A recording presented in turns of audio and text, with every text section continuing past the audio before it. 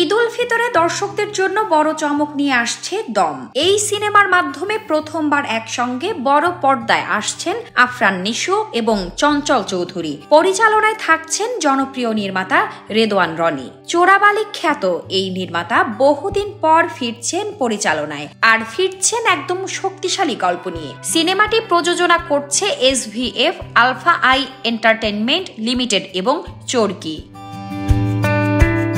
2023 সালের ডিসেম্বরে সিনেমাটির প্রথম ঘোষণা আসে। তখনই পোস্টার প্রকাশ করে জানানো হয়েছিল সিনেমাটিতে থাকছে চঞ্চল চৌধুরী। এখন নিশ্চিত করা হয়েছে চঞ্চল চৌধুরীর পাশাপাশি থাকছেন আফরান নিশো। চঞ্চল চৌধুরী বলেন, রেদওয়ান রনির পরিচালনায় আবার কাজ করা আমার জন্য বিশেষ আনন্দের। দম একটি ব্যতিক্রমী গল্প। এমন কনসেপ্ট নিয়ে আমি আগে কাজ করিনি। দর্শকরাও অভূতপূর্ব কিছু দেখতে পাবেন। অন্যদিকে আফরান নিশো বলছেন, এটা এমন এক গল্প যেখানে সার্ভাইভাল আর ইন্সপিরেশন মিশে গেছে।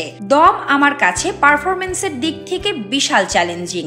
আমি নিজেই দেশের আর কোনো সিনেমায় এমন কনসেপ্ট দেখিনি। নিশো আরো বলেন, সুরঙ্গ আর দাগির মতোই গল্প নির্ভর এবং পারফরমেন্স ভিত্তিক সিনেমা এটি। তবে দম এর ক্যানভাস আরো বড়। গত 2 সিনেমার তুলনায় এটা অনেক বেশি স্কেলড। পরিচালক রেদওয়ান রনি জানিয়েছেন, এই সিনেমা একজন সাধারণ মানুষের উঠে দাঁড়ানোর গল্প। Power of a common man এই থিমটাই তুলে ধরব। বহু বছর ধরে এমন একটা গল্প খুঁজছিলাম, অবশেষে সেটা পেয়েছি দমে। এখনো নারী প্রধান চরিত্রে কে থাকছেন কিংবা শুটিং কবে শুরু হবে সে বিষয়ে বিস্তারিত জানানো হয়নি। তবে পরিচালকের ভাষ্যে শিল্পী নির্বাচন এবং লোকেশন রেকি চলছে। খুব শিগগিরই শুটিং শুরু করব। শামসাদ শাহনিন, দৈনিক আওয়ার বাংলাদেশ।